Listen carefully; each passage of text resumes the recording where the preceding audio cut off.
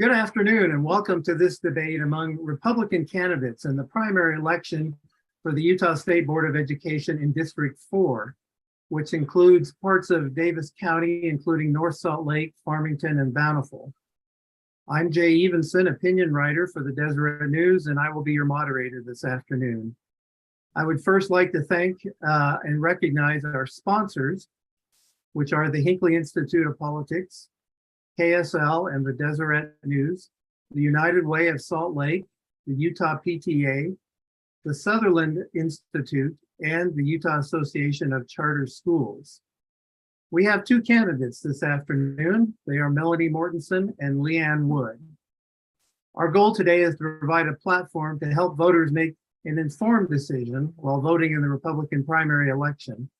Election day is June 28th. But voting by mail has already begun this week. The rules of this debate are simple. Each candidate will be given time for a 90-second opening statement. For the first 30 minutes or so, I will pose questions to the candidates. Each will be given up to 90 seconds to answer. Should a rebuttal be necessary, I will allow an additional 30 seconds. We have a timekeeper who will remind us of the time remaining and make sure that we're on track. At the end of 30 minutes or so, I will begin asking questions posted by you, the viewers. Please be thinking of these as we go along. If I don't get any viewer questions, I will continue asking questions myself. Prior to the debate, I met with both of our candidates. We reviewed the rules and we used a random process in order to determine who would go first this afternoon. And that will be Leanne Wood. You may proceed with the opening statement. Thank you, Jay, and thank you to those of our sponsors and providing this opportunity for us to meet. So 25 years ago, my son's kindergarten teacher looked me in the eye and said, "Your son is going to end up in the big house or the White House. You better learn to channel his behavior." I spent the next 4 years reading every parenting book I could find, from Love and Logic to How to Parent Your Strong-Willed Child. If there was a parenting class, I was the first one to sign up. Most nights the prayers vacillated between "help me like this child" to "should I homeschool him or so that we can have an hour of positivity a day." Finally, a 30-year veteran fourth grade teacher pulled me aside and said, "Did you know that your son can't do jumping jacks?" This simple question led to a pediatrician who referred us to a children's hospital, and we finally had a diagnosis which would ultimately be called high-functioning autism.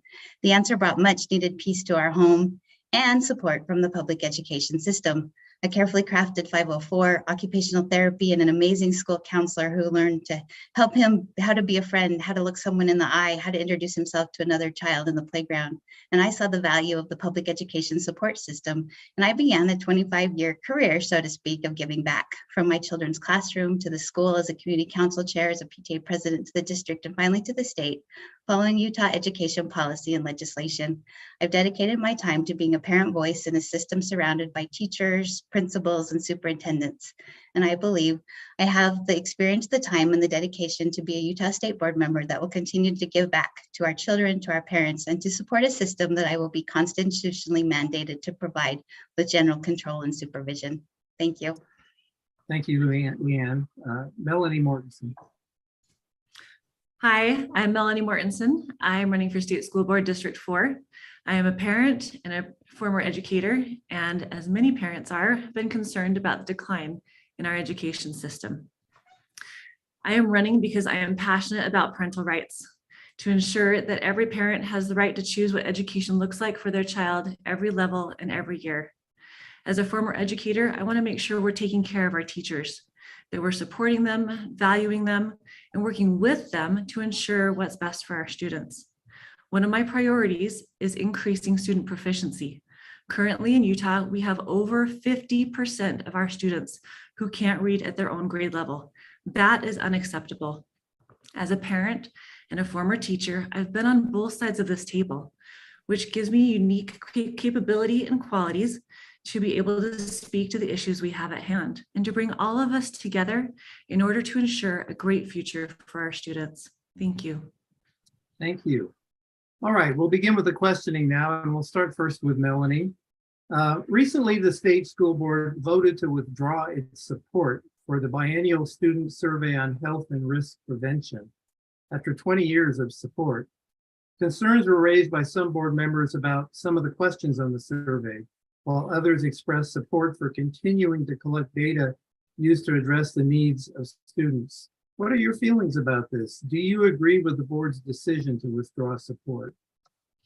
I absolutely agree with this decision. I read through some of the questions and they are not only troubling, but I feel like they're incisive in that the questions themselves lead to create the problems that we're trying to address. I think these questions are inappropriate for the age levels that they're asked, and the manner in which they're surveyed is inconsistent with what we support to be parental rights. I think this is one of those issues that creates more problems than it solves. And I don't know that parents recognize their ability that they have to opt out of this, that's very clear. And so I absolutely support the board's decision to withdraw their support. Thank you. Leanne Wood. Yeah, this was actually something that was brought up to me by a number of delegates as we went through the primary, their concern with the questions that were offered on this survey and how it could lead to more curiosity than actually helping us understand what's going on. So I support the decision. I do think that we need to figure out a way to get parent involvement and in doing the research to find out, because this did in a way inform decision making through our Department of Health and different areas. So we need to figure out ways to inform what our needs of our students are. And I don't think this was the appropriate method at this time. It took too long. There were over 120 questions, and not all questions, like we said, were appropriate to our children. And so we need to now come up with a better solution. When we take something away that isn't working, we need to come up with a solution so that we can still inform the needs of our students, because we do have a lot of needs in terms of the use of substance abuse and mental health capabilities. There are issues, and so we need to do better at finding a new solution. Thank you. All right, this question is for you, Leanne, first. Earlier this year, the state school board decided, after hours of discussion and development, it would not provide local districts with guidance concerning gender identity questions regarding things such as restrooms, locker rooms, overnight trips, etc. Such policies would instead be left up to local school districts. Do you agree with this decision? I did agree with this decision because I feel like these things need to be dealt with at a very local level. This needs to be a discussion between parents and administrators and what's happening in the school. Some of our schools are set up that it can be easily accommodated. Some of our schools aren't. Some of our schools have very supportive communities and will help our kids that are dealing with these different issues, and some don't. And so if we can work with these things at a very local issue and local solutions, I think we'll be better able to respect those of our marginalized communities, but also those of the larger community as a whole. And so I very much supported the direction that they took. Thank you. Melanie, your response. I actually do not support that at all. I think it is absolutely the USBE's responsibility to issue guiding policies that are consistent across the state. And I think if we have different school districts that have different capabilities, it is up to us to support them and help them to be able to maintain that standard. We need to have clear and concise guidelines regarding gender bathrooms, locker rooms, overnight stays, is the list that you mentioned, Jay. And it needs to be consistent across the board. We need to have consistency. We need to have a policy that reflects that so that our schools are held to the same standard. Thank you. The next question, and this to you, Melanie, first. Recently, a Utah lawmaker sent a letter to principals around the state concerning the, quote, transgender phenomenon, where an increasing number of children are seeking to be identified as something other than their biological sex, end quote. While the letter generated controversy, it raises larger questions about inclusion in our public schools. As a state school board member, how would you work to make all students feel included and valued? That's a great question, Jane. It was a great letter. It's an issue that I think has become more prevalent recently, and it's something that I think we need to address so that we have a consistent way to handle it going forward. I think the best way to handle this is and call me old fashioned, but I think the boys should use boys' bathrooms and girls should use girls' bathrooms. And I think the less that we address the differences, the more that we address cooperation, unity, teamwork, the better we can facilitate having cohesive unity and collaboration in our schools. I think that the more we address the dividing lines, the more that we talk about how we're different, the more that we encourage these kind of behaviors, the more we're going to see it. It's like the Sharp survey, it's going to create its own issue.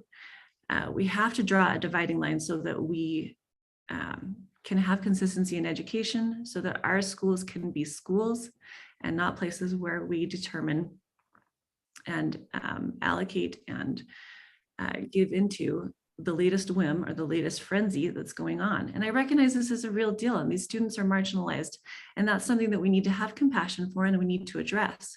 Currently, the schools in my district are allocating a single-use bathroom for those children who don't feel safe going to either the boys or the girls. And I think that's a great idea. It's a great compromise, and it's a way to make all of our children feel safe and included.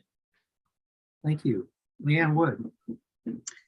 So I think we have to look at, and then we have our transgender children, we have LGBTQ as a whole, we have our different marginalized populations that need to feel welcomed and feel included. We need to look at how are we forming connections in our schools? How are our kids creating relationships with their peers, with other adults? Do we have counselors in there? Do we have, and that again, I think is that local issue of what resources do our individual schools have and how can they best meet the needs of these children? And that's, going back to that previous question, if we can look at where are our holes in our, and one of my priorities is this family engagement.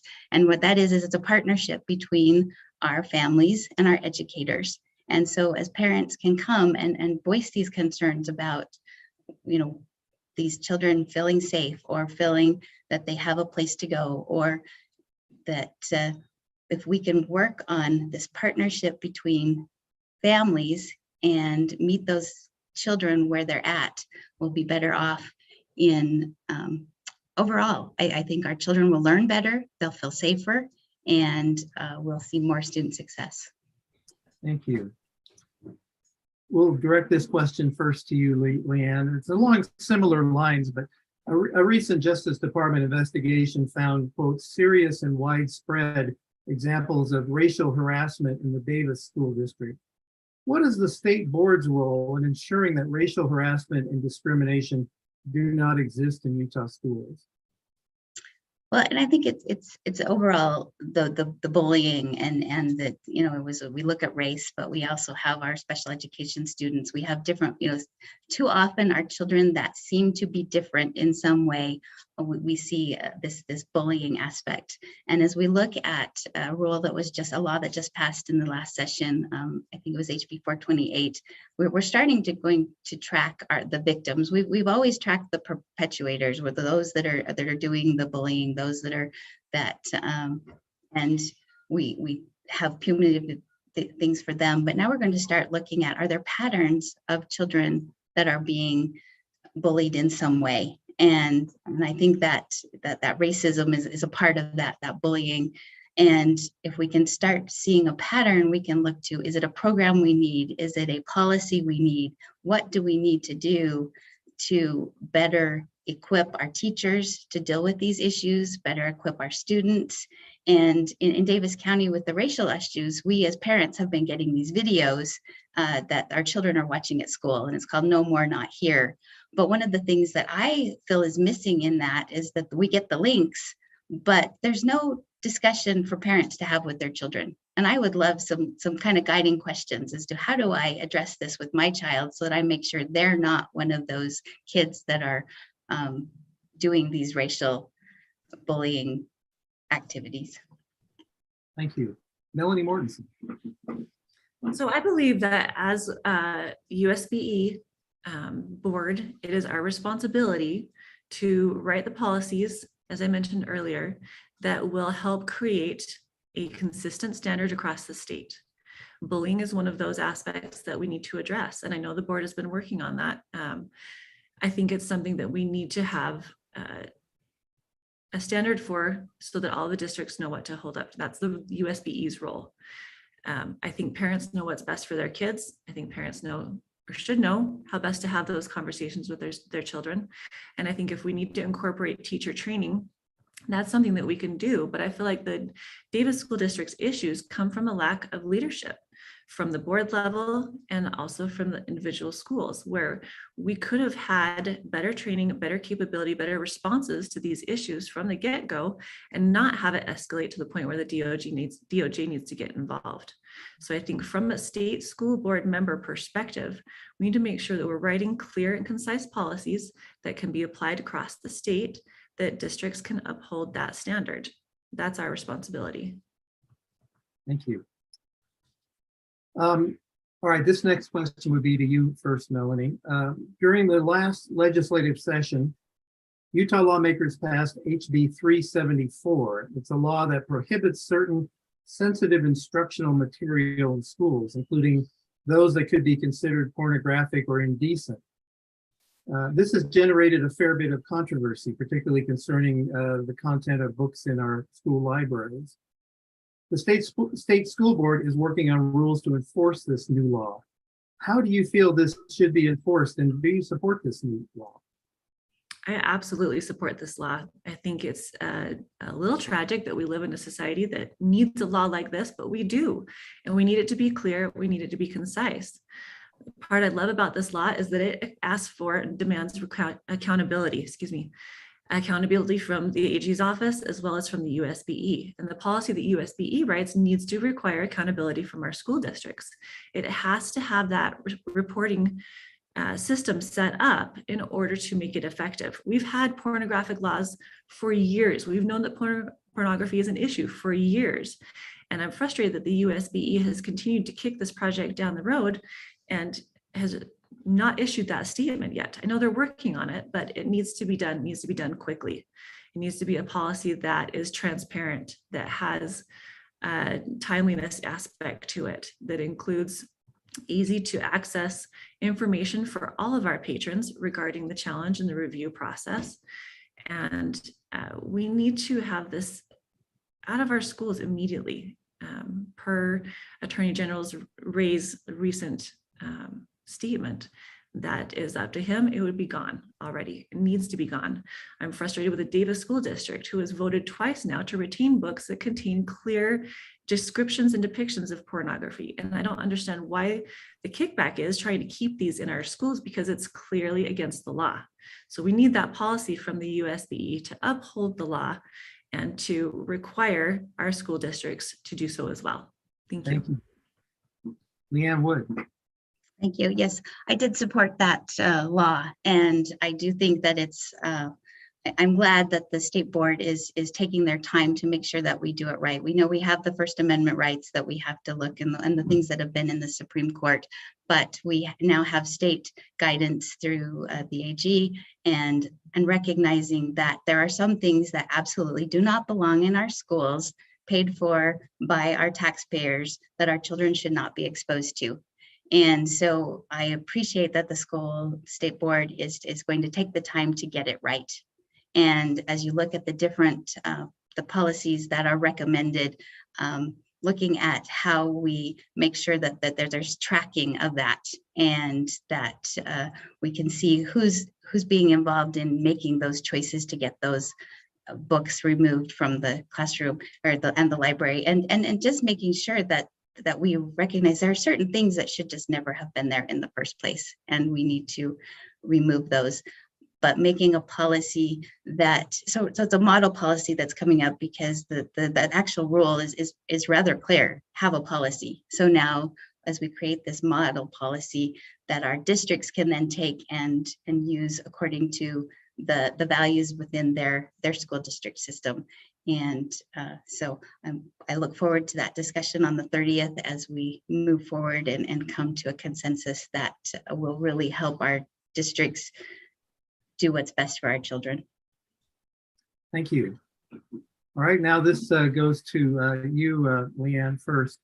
As you know, the State Board of Education is now a partisan body, and as candidates, you are running for the Republican in the Republican primary, and you have that label attached to your name. Tell me how and in what ways your party affiliation will affect how you make decisions as a board member. Well, I think initially just going through this process, having to work with the delegates, I think we had 294 delegates that we had to work through to get through the party to this nomination process. And it was amazing, you know, having called 274 regular voters in the last couple of weeks and 294 delegates in the last 6 weeks. It has made those that are part of that party process are ready to listen and engage you. And every conversation lasted between 20 minutes to an hour and a half. Where when you talk to a general voter, it's just more of, thanks, I'll look up your website, but there's not that interest in the vetting. So I think from initial process, just that vetting process has impacted what I know and what I will move forward on, because you're actually talking to people who are vested in what's happening. But from a party process, you know, I come in as a conservative voter who wants to value family, value parent input, value how our funding is. We value our taxpayer dollar. So there's many things that comes in with that, you know, already part of who I am, but our children are not partisan. And so we need to make sure that as we look at the school board as a whole, and as we look at policy as a whole, that we're representing every child in this state. And so we need to be open to, you know, if this person and they are diametrically opposed to each other, how do we best do what's in the impact for our kids? Thank you. Melanie. So I think running as a Republican helps voters to recognize the standards that we agree with and the Republican Party platform that we stand for. And I think those are important fundamental characteristics that our voters need to know, and our delegates were able to learn as well. I think it speaks to our priorities, and I think it speaks to the issues that are most important to us. I think it's a good thing to know, and I think it's helpful for voters. And I appreciate being able to run as a partisan. Thank you. All right, now we'll talk a little bit about qualifications here. We'll begin with you, Melanie. The State Board of Education distributes billions of dollars, it's billions with a B, annually to school districts and charter schools.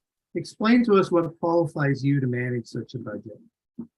Thank you, Jay. So I think managing a budget successfully, it requires the same principles, whether it's a small budget, working with a family, and, you know, one or two incomes and the necessary bills that we need to take care of, versus a large budget of over $7 billion taking care of an entire state full of students. I think those same characteristics require responsibility and fiduciary awareness, and being able to track those and follow up, and having the oversight to make sure that our dollars are being spent wisely, that we know where our dollars are going, and that we have accountability from those places as well. So I think that's one of the things I would love to tackle with this position, is analyzing our education budget. I feel like there are many leaks, there are many holes, there are many programs that we pay so much for on our end in order to qualify to receive federal funding, that we may be better off with just spending our own money on in the first place. And so I would love to be able to tackle that, and to be able to better serve our students in our districts, and to be more fiduciarily responsible with those taxpayer funds. Thank you. Thank you. Leanne? So I appreciate the fact that, you know, when a legislator comes in brand new, about every other year, they become involved in the public education appropriations meeting, and they don't have experience in dealing with a $7 billion budget, or, you know, a $17 billion budget. So the state legal, our analysts will go through and train our legislators on what the role, how education is funded in Utah. And so as a parent volunteer, I've sat through those meetings 3 times as we've changed elections and I've been attending the public ed appropriation meetings for the last 6 years.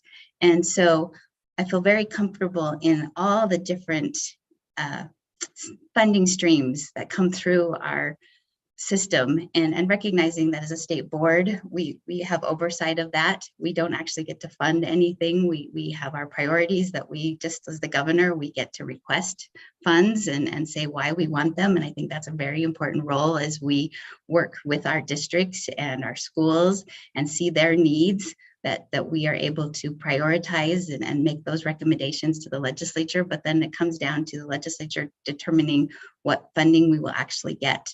And so having an understanding of what, the property tax monies that come from our school districts and the equalization and how our WPU is funded and the different add-ons and what are above the line and below the line, I'm comfortable in how those will work and how we can move forward as we make those prioritizations and requests to our legislature, and what money comes from the federal government and how that's used. And so I look forward to that opportunity. Thank you. All right, we're approaching a half hour. I'm going to ask one more question, and I'd like to remind our viewers to please be posting. We do have some questions already posted, but please post and more, and be thinking about what you would like our candidates to respond to. This one, I believe we begin with Leanne. Excuse me. Please give me your assessment of the performance of the Board of Education in recent years. Is there something in particular you disagree with, or perhaps something with which you strongly agree? Are they doing a good or bad job in your opinion? I think one thing that I see with in terms of our is that it's not always easy to see what they've done and when they did it and who did it. And even someone who pores over the website, it seems to change on a frequent basis. So I think there are some areas where the transparency is there, but it's difficult to find. So I would love to see them improve in making it an easier access to parents so that we can know what decisions have been made. One of the things that I really like that they are moving forward with, they gathered hours and hours of input from teachers and parents and administrators and city officials, is the portrait of a graduate. And it's not mandated across the state. It's just a vision of some different things that our students should have when they've gone through the K-12 system. And it's kind of a map test. It says mastery, autonomy, and purpose. What skills do we want our students to have? The autonomy, the 4 C's, collaboration, critical thinking, that are very much business needed in this day and age. And finally, purpose. Are they resilient? Are they problem solvers? I really like the work that has been done there. And like I said, it's not mandated, but it is an idea that's been put forth by the state board, and our districts can either look at it, and some of our districts are actually taking that and adapting it to their own needs. And so I look forward to being able to improve transparency and work forward on those other things. Thank you. Melanie, your assessment of the Board of Education. So I think the most interesting thing about what I've learned from the meetings that I've attended, I've been going to the board meetings, and it is fascinating to me how representation does or doesn't work. That's one thing I'm committed to, is to represent my constituents and their priorities and their understanding of and influence on the policies that I vote on there. I find it very interesting that a lot of the times we can get caught up in the legal jargon, and I think it's important, but there are some times when I think that we need to work better together for the common good, for our students, for our districts. I have really enjoyed the discussions and the debates and the policy writing, and I do appreciate how clear they are in articulating exactly what the expectations are and exactly what the policies are to apply the laws that are passed to the local districts. And so I think the whole process is very, very interesting, and I think it's pretty transparent. Anybody can go to the meetings, anybody can watch the meetings, and I do love that they make that readily accessible and that they have a public comment section. And I love watching the different board members take notes on the public comments. I think that's very, very important. So I appreciate the work that they're doing. Thank you. All right, we're going to turn now to questions that have been forwarded to me from our viewing audience. And I'll simply read these as they were stated. And the first one will go to Melanie. How do we focus on the purpose of school, like learning and graduating, setting up our kids for a successful future, and less on contentious and divisive topics? I love this question. So thank you to whoever sent this in. This is one of my high priorities because, as I mentioned, we have a huge amount of our students who are not even reading at grade level, let alone doing math or comprehension. And that's a big problem. And so I think what we need to do is completely excise the social ideologies that have been allowed to creep into our curriculum. Those do not need to be taught in the classroom. We can get rid of them completely. We can clear those off our teachers' plates and get back to the fundamental core subjects that our teachers love to teach anyway. I think if we took all of this extra off of their plates, that would give our teachers the time to be able to follow up and to have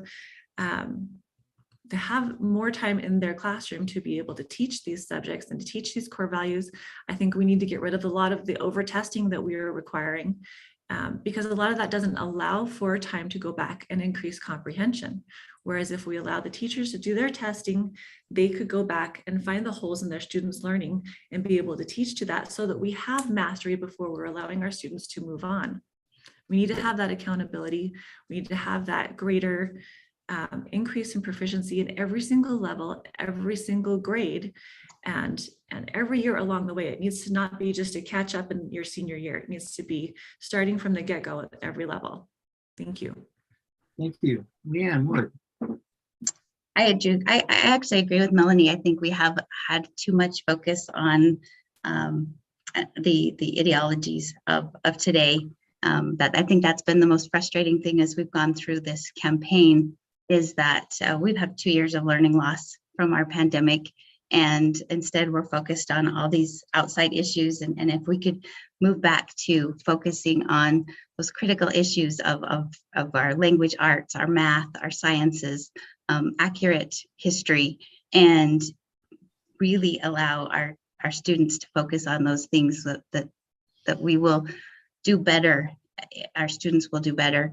You know, as we look at, are we accomplishing good things? You know, Utah has kind of a dichotomy of data. We have 1 out of 2 students that are not reading at 3rd grade and similar to 8th grade, but our ACT scores are actually bucked the trend and improved slightly, as other states didn't. So we have amazing teachers that are able to somehow helping to fill in these gaps as they move along. And but we are also not meeting the needs of some of our socioeconomic groups and our special needs students.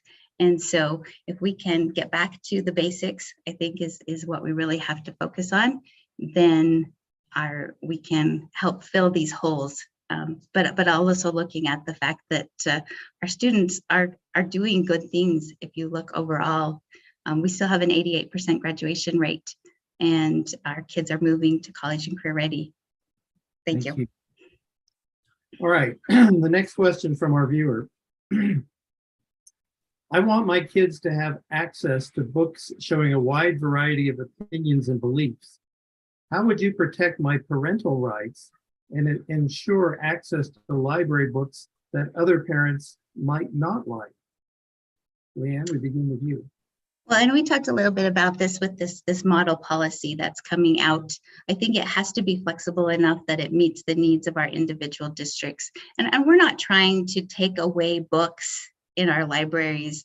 We're trying to take away books that are pornography. We're trying to take away pornography out of our libraries. And I think we have to make sure that whatever policy is put forward, that at our school levels, we recognize that we're not trying to take away diversity. We're not trying to take away stories. People need to see that our children need to see themselves in the books that they read, and make sure that whatever policy is set up, that is protected.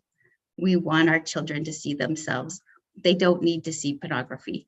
And if we can make sure that that's what's being taken out, and as we follow the state law that's been created, it's very specific in the definitions of what can or can't be removed, and make sure that that's what's taken out, not our children's stories. Thank you. Melanie. Yes, so far the law is requiring the process to following the law to excise these pornographic books from our school libraries. And I think it's just the pornography that is against the law. And so that's why it's become an issue. I don't think we have any other requirements. And I think that the librarians that I've talked to are vastly in favor of providing a multitude of reading material. And so I think they're doing a great job with that. I think it's just a few of these books that need to be omitted from our libraries. I think the review process, as I mentioned earlier, needs to be transparent, needs to be easily accessible. We need to have comments that are included about why books are or are not removed from our libraries. And I think our laws speak to that, where they say it either meets pornographic content or it doesn't, and it has a valid literary value. And so those that have valid literary value absolutely should stay in our libraries. And so I would absolutely work, especially I'm an English major, so that was one of the subjects that I taught. I would absolutely include literature from all different walks of life and all different authors, as long as it doesn't violate the law. Thank you. The next question has to do with teacher hiring and retention. How can the Utah State Board of Education better support LEAs to improve educator recruitment and retention? Melanie, we'll start with you. Thank you. So I think there are a lot of different things we can do. The teachers that I've talked to, most of them recognize that the pay is not the greatest. And so they know that going in. And I say that knowing that in the last 3 years, the pay scale that we've given to teachers has increased. And I think that's wonderful. And we absolutely need to continue that trend. But with teachers, what they want is they want better support. They want smaller classroom sizes. And so I absolutely would work with my fellow board members and staff to find ways to decrease those classroom sizes, find ways to offer them options, find ways to give them the support that they need. That's not just a token thank you, but that really speaks to something that would help them in their classrooms, that would make their lives better and help them in their efforts to teach our children. Thank you, Leanne. So when we looked at the legislative audit that came out in the past session, there were three things that our teacher said were causing them to leave. The first was stress. The second was recognition and gratitude, that feeling. I think I call it a lack of respect for the position. And then the third was our pay scale. And so as a state board, I think one is improving the dialogue around teachers. When we're using language like grooming or indoctrination that we're seeing across the state, that adds stress to our teachers. Our teachers are our neighbors. We go to church with them. They're our family members. And so we need to change the dialogue, first of all. A respect for their expertise, a respect for the training. Many of them go through additional endorsement so that they can add to their skills. So we need to appreciate and respect them more. Then secondly, we need to be lobbying our legislators for fewer education bills. So often we see a bill pass and then the school board writes the rules, and in that rule writing, we need to reduce the things that go down to the burdens of the teachers. And then it gets implemented. So they spend a month with the professional development prior to school starting, and they implement it. And then come January, that changes again. So if we could be better at our bully pulpit as state board members to say no more, like reduce the burdens of our teachers. Thank you. Next question from our viewers. How do you plan to help the board create a systematic K-12 social studies curriculum that teaches our country's founding, Bill of Rights, U.S. Constitution, to create informed future citizens? Leanne, I believe we're starting with you. I think it was pointed out in some of our debates during the convention process that our social studies curriculum may not be following statute and what is already dictated to our schools that they should be teaching. So I think initially we review the standards that are in place and see what's missing. And if we do have statute, then we pull up that as a board, it is our right to say we want a standards review process. And so we come through and go through that 13-step process. And I know we're currently in that with our elementary schools right now. And so we need to maybe go back and make sure that there's that process in place that truly teaches our kids an accurate history and a love of our country and our Constitution, and that is our role and right as a state board to make sure that that's happening, and doing the research to make sure that the standards are the best that we have, that are going to prepare our kids and make them good citizens in the end. Thank you. Melanie. Yeah, this is actually, excuse me, excuse me. Let me just start off by saying that I love America. I think we live in the greatest country in the world, and I think we live in the best state in the union. And I think our great history needs to be taught to our students. So in seeing that, our standards are currently under review right now because they're abysmal. They do not live up to the law. They're too vague, they're general, they're not specific, and it allows for gaps in our children's education from district to district. And so again, we need to have a clear and concise policy written by the USBE that holds the standards up for all of our districts to be able to follow. These need to include the Constitution being taught every single year. It needs to include dates so that our students have a consecutive understanding of the order of US history. It needs to include American heroes of all genders and all races.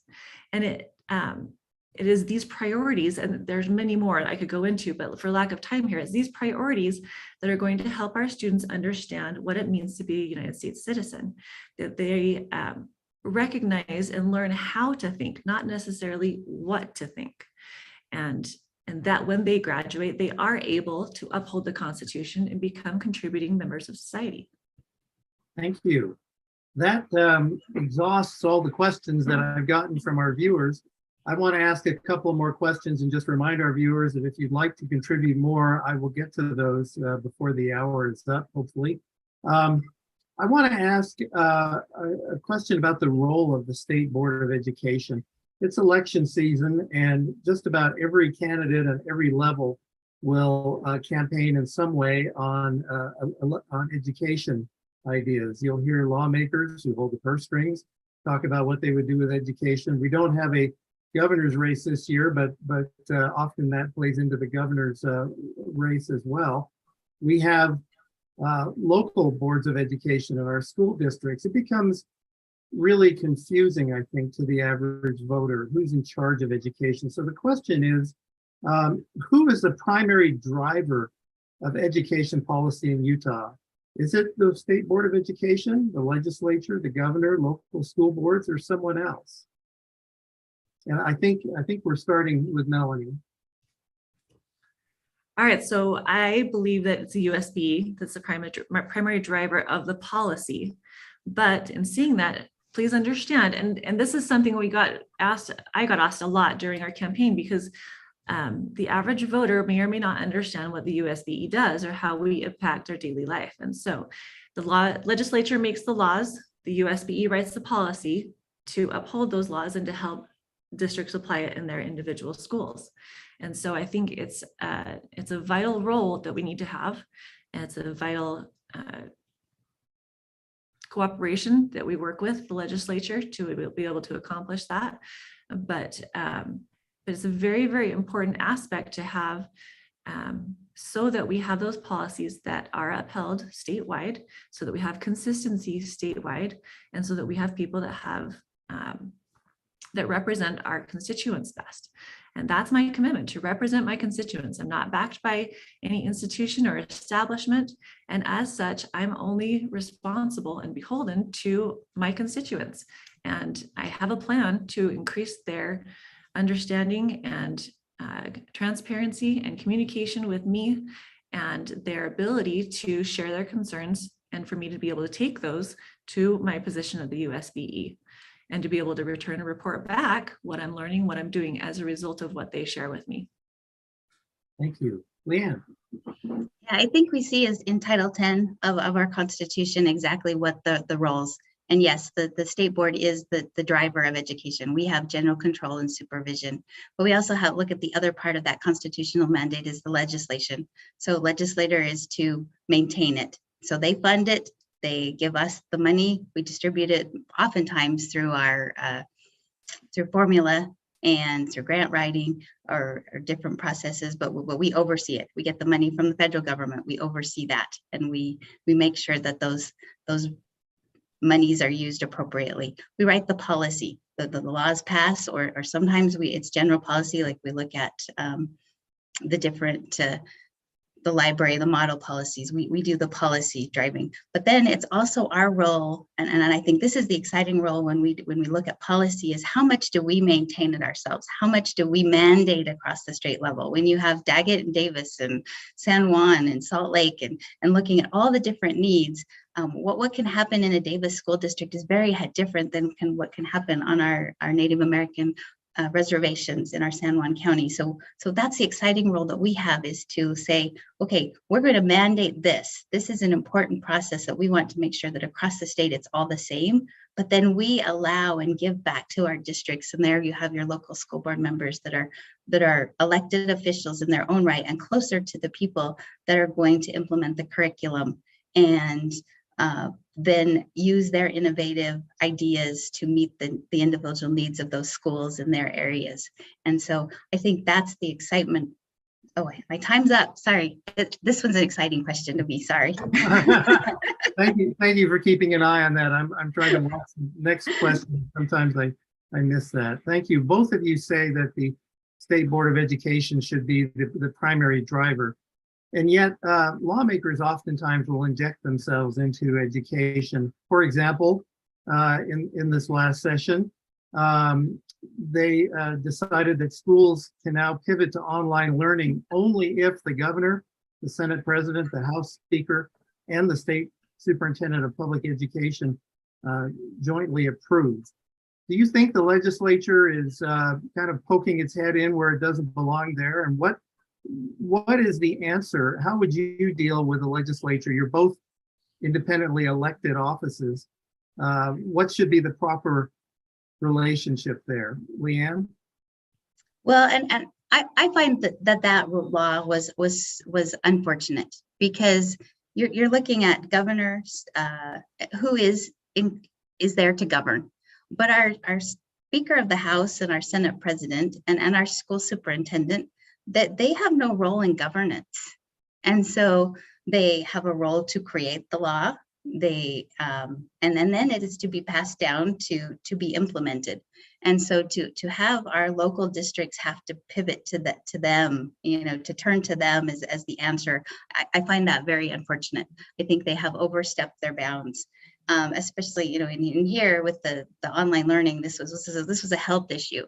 And so if we look at our current leadership, so we have a governor who, is a farmer and an accountant, a lawyer, sorry. We have a businessman and a developer, a realtor, and a school board member making those decisions for what should be local, should completely be localized. And what happened in some of our schools, we had outbreaks, we had things going on. They should have been able to pivot to learning as a district, or much easier than having to go to these elected officials at the top that weren't meant to govern. Thank you. Melanie? So yeah, I think that it is so important that the USB work cooperatively with the legislature so that we don't have laws like this being passed. For the districts, we have districts that are supremely urban, like Salt Lake, and we have districts that are supremely rural, like Juab. And each of those districts have very, very different needs and very different impacts based on, situations like COVID. And so I think it's very important for them to be able to decide that by themselves. And that goes back to the Republican platform as well, where we believe in local control. We believe that these districts should have the autonomy to be able to make those decisions for themselves. So yeah, I think that particular law was a little heavy-handed and unnecessary. Thank you. I have gotten some more questions from viewers, and I think we have time for about one more before we can go to closing statements. What is the role of the board to vet the software that teachers are required to use that have no way to read all the content the students are seeing? Melanie, start with you. So I think as a USBE, we should be able to make a policy regarding this, because it is highly troublesome, it's highly problematic, and it's something that's impacting our district in a very negative way right now. We have software programs, and I recognize that that may be the trend going forward. But if we are going to implement a software textbook, we need to make sure that it is complete and whole as we receive it, that it doesn't have the ability for offsite developers to be able to input content that we don't know about going in. And so the textbooks that we do have, we can select the content that's visible. And I think that's entirely appropriate, but it needs to be one way only. It needs to be a closed circuit so that we don't have that possibility even raising its head at all. Thank you. Leanne. So we've always, as a state and local control, we've looked at allowing our districts and our charter schools to make their own decisions. And so I think when it comes to technology platforms that our districts use, it is not our role to choose or to mandate or in any way decide what our districts or our charter schools are going to use to implement their programs. That said, we do have an instructional review committee, and maybe that's a place where we need to have technology platforms reviewed. And in that instructional review, they don't offer recommendations. They basically give some overview of what it consists of. And so if we had some feedback, some research that our districts could turn to look at and to make those decisions, but as a whole, it is not our role and never has been to dictate what our districts use for technology. Thank you. All right, I'm going to bend the rules here just a little bit. We have one more question, and I'm going to make this a 30-second question because it shouldn't take long to answer. The viewer says, do you have a conflict of interest that voters should know about? And would you recuse yourself from votes in case of a conflict? Leanne, we'll start with you. As far as I've been a parent volunteer. I am a member of Utah PTA. I have been on their state board. I have been told that if I were to win this election, I would have to resign from that position. And from that, my only tie is to my children and to the children of Utah and to the constituents. So I don't have anything that I would have to recuse myself. Thank you. Melanie. I do not have any conflict of interest, and if I did, I would absolutely recuse myself, but that's not an issue. All right, thank you. And thank you both for your answers here today, and thank you to our viewing audience for your insightful questions. We now will have 90 seconds each for a closing statement. We started with Leanne, so we will begin this closing statement with Melanie. Thank you, Jay. So my name is Melanie Mortensen. My commitment to you is to continue to protect our parental rights to choose what education looks like for our children. I will work with teachers in achieving that goal and helping to increase our students' proficiency levels. Currently, again, over 50% of our Utah students can't read at grade level. That is unacceptable.